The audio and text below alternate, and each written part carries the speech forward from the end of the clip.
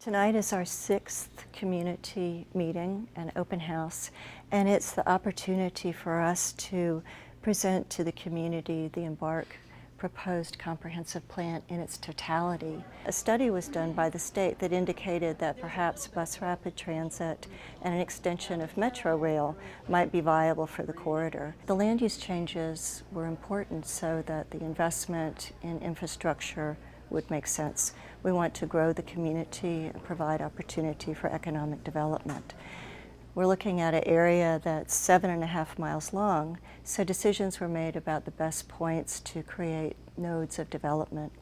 We ultimately chose 4 community business centers, or CBCs as we call them. These are areas where we hope to redevelop mostly large shopping centers into mixed-use areas that will still provide retail opportunities, but could provide housing, parks, and space for employment as well. The first is Penda Community Business Center. The character of the area is one that would be very rich in recreational resources. There would be a large park. Moving down the corridor to the Beacon Groveton CBC, there's a wonderful opportunity to create a new grid of streets, creating residential and employment spaces. Also, because of the topography of the area, it affords a clear view into Washington, D.C. And so this is where we would like to see some of our tallest buildings.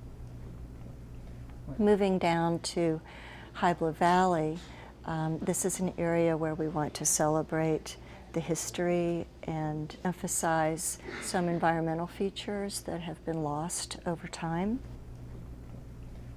That leads to our 4th CBC where we're planning redevelopment, and that's Woodlawn.